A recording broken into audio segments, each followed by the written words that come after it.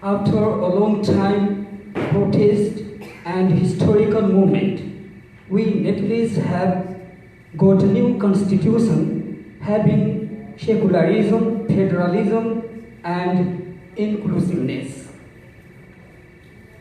Despite constitutional provisions for Dalit communities,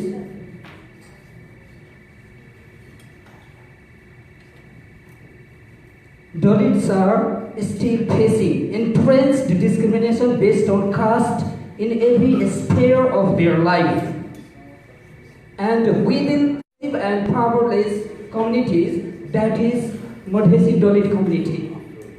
And they are in other parts of the country, even though they mainly live in province 2 that is called Madhesh. And I would like to draw your attention towards the major issues of Madheshi Dalits in Nepal. Madheshi Dalit community has been deprived on their human dignity and face discrimination based on caste in all aspects of social, economical, educational, and political life. They are at the bottom in all human development and development indicators. The issues of land ownership and citizens are intertwined. Many Madheshi Dalits are homeless and landless and have not got a right to vote and participate in political life and in decision-making process in lack of citizenship. Nutrition and sanitation is still out of their reach because of absolute poverty. Even within Madheshi communities, certain groups are in worse situation.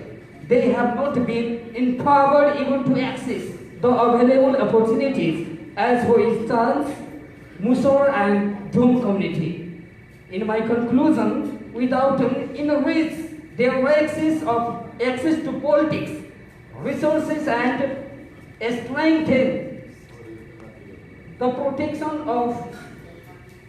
of the nation proportional to their population, they cannot be brought out from vulnerable condition, and the goal of SDGs set by the world cannot be achieved. At last, I would like to appeal to strengthen this international forum to collectively fight against discrimination or work and dissent as humanitarian stigma. Thank you very much. Thank you, and I think we should all applaud an honorable MP, Mohammed Somali, the leadership of these countries that incur so much risk to speak out on behalf of minority rights. Thank you for the passionate call for justice in our society. So now, Father O'Loy, please, 1 minute, and then quickly 1 minute closing remarks from our panel, and then conclude and ask you.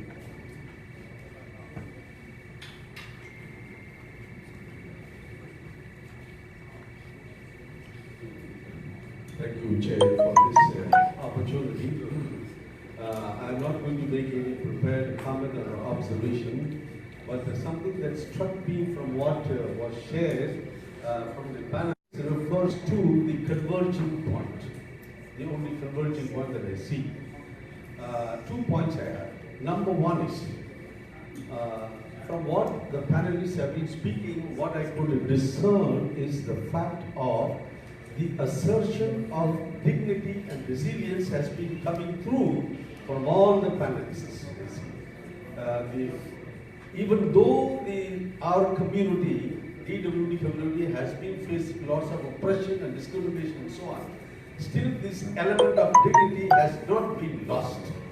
It has been there.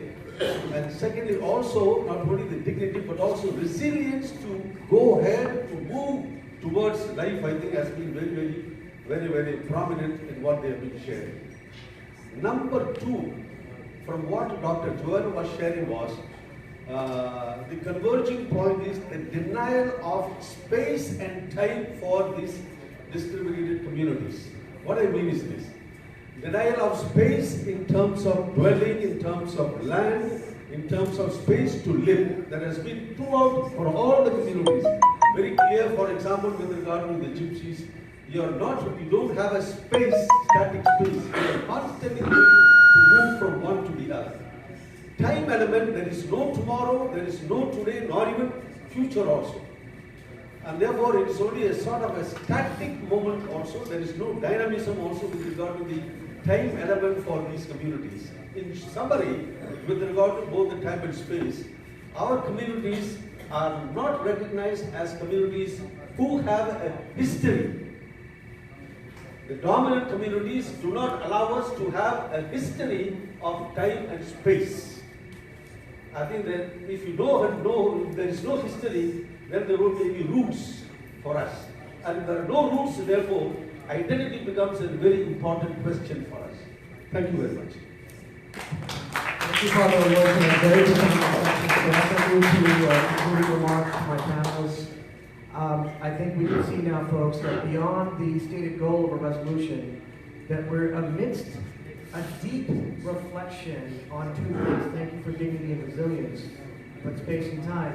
The commonality is that we have to search deeper. I think we've heard that from all of our panelists. Search deeper than what exists in all the existing conventions. And what that means is that there's a humanization project that has to take place with new ideas and new thinking so we can create the collective solidarity. So I'm going to start first with ladies first. If I can go with Ms. Gabriella, and I'll move across the panel. 1 minute, please, because now we're moving to our... Thank you very much. I would say in our nation, and we are also kind of really thinking forward. And we did quite a good job in the past, let's say 20 years, is kind of getting together and collecting across all different Romani groups to be able to address like what we are facing. So that's why we came with the concept of anti-gypsism. We made reference paper where we are kind of defining and kind of understanding the dimensions of the anti-gypsism and its manifestations. Like recently, we moved to another step, which kind of goes to developing measures on the anti-gypsism, something that we are proposing for governments, both on the EU level and national level.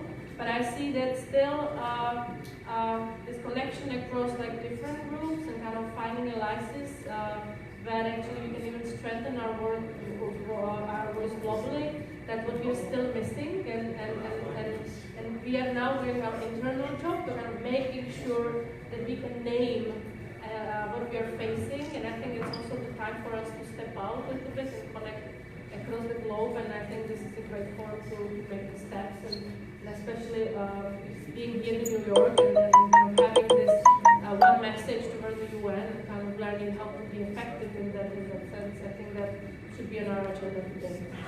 Thank you, Ms. Gabriela. I'm going to turn to Mr. Antonio, then I'll move to my Então, eu quero apenas apresentar algumas frases ancestrais que são frases que me movem, que eu aprendi com a minha geração avó. To present some ancestor phrases that I learned with my grandma. Tio Norberto, dos meus grandes mestres, me ensinou que nós devemos nos aliar com os ruins, porque os bons já têm dono. My uncle Norberto said to me, to her, to grandma, that we have to ally with the bad boys because the ones are us, the good ones are us. Mãe Joana me ensinou que tudo que se mede é pouco. Talvez por isso, em nenhum momento eu disse quantos quilombolas nós somos. Nós somos muitos quilombolas, mas enquanto não nos medir, não vamos ter a dimensão de como nos atacar. My mother, Joanne, said to me that everything you measure is few. That's why in any moment I said how many quilombola we are in Brazil, because the government's trying to do the census since the abolition of 1988, and we know the number, but we don't want to share, so we are difficulting to them to control this. E por último, mestre Antônio Quilombola me ensinou recentemente que o presente é menor do que o futuro. Por isso, tudo que nós fizermos deverá estar submetido às próximas gerações. Muito obrigado. And finally, The present is smaller than future, so we have to invest now to think about tomorrow. Thank you very much. Thank you so much, Mr. Antonio. Next representative is from conclusion, Mr. Zara. Thank you. In fact, that what D.B. Shagurji was saying, that justice in Bangladesh, we have not seen any punishment for the perpetrators. There are a number of issues happening, but finally it gets released. So that is one of the important areas. The other areas is policing to practice. There are a number of policies, but Bangladesh will lack policy framework and legal framework, but we are fighting for that. But what we observe, that there is a policy and legal framework, but it is not implemented. So this is one of the areas that we need to focus on. And the relationship and networking in South Asia level very strong. Definitely that we are together through the Asian Dalit Rights Forum. Now we are moving forward to really linking with globally and how we can put pressure, because you see something come out from the United Nations, it really works on the ground. So you see that the reporters, the special reporters sometimes denied from Bangladeshi government do not want to see them. The contemporary form of slavery, the special reporter on different forms of reporter, they wanted to come. Sometimes they are denied not to really invite them on time. So I think there is sort of a convention we received from the United Nations that works on the ground and we can fight back. So I will invite all of them to go together. This is a historic movement. I think we can work in future and we can make different differences in coming days. Thank you. Thank you, Mr. Zakir. Mr. Brahim? Thank you very much again. Yes, I will start by question. Why we are always talking about contemporary form of slavery? Is that mean that for the people in the world, there is no traditional slavery? That hurts me, because what we have in Mauritania, in Mali, in Niger, is a traditional slavery. So why not form of slavery, not contemporary slavery, form of slavery, because there is contemporary and traditional. We have a big, huge problem now in Mali, in Kai is a problem of traditional slavery. Right now, yesterday, there is a big problem between the slave owners and the slaves in Kai, in Mali. The other thing that I want to say, that in Mauritania we have people like Dalit. They are the blacksmith, the forger. They are discriminated just because of work. Just work, nothing else. Just because they do this work, they are discriminated. Other thing, that's in Mauritania, specifically, we have slavery in the Moor society, the Arabs and Berbers, but we have a slavery in the black African communities. And why? Because slavery is an honor, particularity for people in traditional society. You cannot be good in the society if you don't have a slave. So it's an honor.